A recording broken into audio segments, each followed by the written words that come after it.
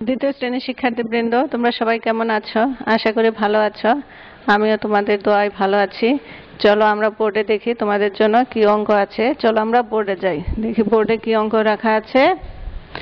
দেখো এখানে 1 নম্বরে আছে, সুমন 48 টাকার একটি বই ও 36 টাকার রঙিন কলম কিনলো, সে কত টাকা খরচ করলো?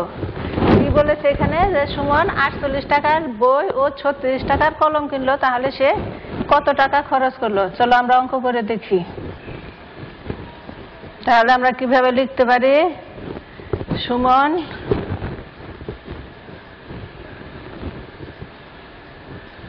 বই কিনলো 48 টাকা, সুমন কলম কিনলো কত টাকার?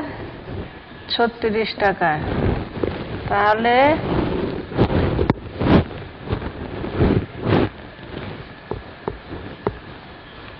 সুমন মোট খরচ করলো কত টাকা হবে? এটা হবে যোগ অঙ্ক, ঠিক আছে? মোট কত টাকা খরচ করলো, তাহলে এটা যোগ অঙ্ক। আমরা যোগ করি, 48 আর 36 যোগ করি। তাহলে আমরা কিভাবে যোগ করব? তোমরা তো জানোই, প্রথমে ডান দিকের সংখ্যাগুলি 8 আর 6 যোগ করি। 8 এর পর থেকে আমরা 6 গুণি 9, 10, 11, 12, 13, 14। 8 আর 6 হলো কত? 14। 14 4 নামে হাতে কত আছে? 1। 4 আর হাতে রেখে 5 আর 3 5 আর 3 কত হয়? 8। তাহলে মোট হলো 84 টাকা। তাহলে সুমন কত টাকা খরচ করলো? 84 টাকা। উত্তর 84 টাকা। বুঝতে পেরেছো সবাই? তাহলে আরেকবার একটু দেখো কি লিখেছি আমরা। সুমন বই কিনলো 48 টাকায়, সুমন কলম কিনলো 36 টাকা। 48 আর 36 যোগ করলে আমরা কত পেলাম?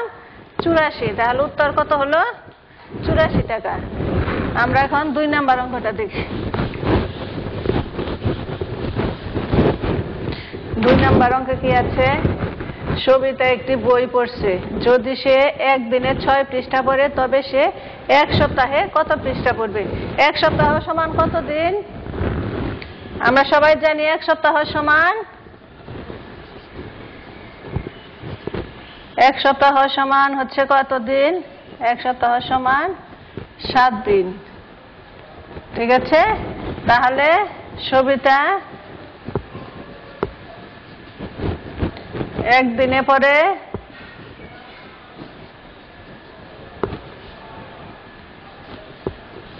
সবিতা একদিনে পড়ে কত পৃষ্ঠা? 6 পৃষ্ঠা। তাহলে সবিতা 7 দিনে পড়বে। এটা কি অঙ্ক হবে? একদিনে যদি 6 পৃষ্ঠা পড়ে, তাহলে 7 দিনে কত পৃষ্ঠা পড়বে? এটা কি হবে? হ্যাঁ, ঠিক ধরেছে, এটা হবে গুণ অঙ্ক। তাহলে 6 গুণ 7 পৃষ্ঠা সমান কত হলো? 7-এর নামতা বলি আমরা, একসাথে বলি 6 7 42। কত পৃষ্ঠা পড়বে সে 7 দিনে? 42 পৃষ্ঠা। উত্তর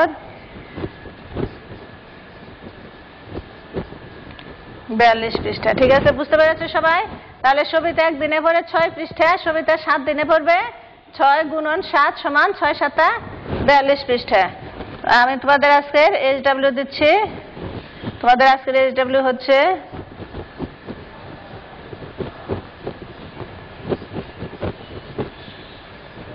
আজকের পাঠটি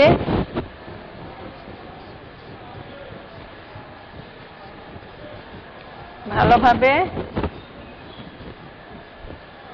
শেখা ও লেখা। ঠিক আছে, আজকে আমি যে 2টা অঙ্ক করালাম, আশা করি সবাই বুঝতে পেরেছ।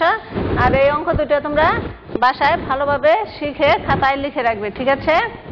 তো প্রিয় শিক্ষার্থী বন্ধুরা, তোমরা জানো এখন দেশে করোনা কাল চলছে।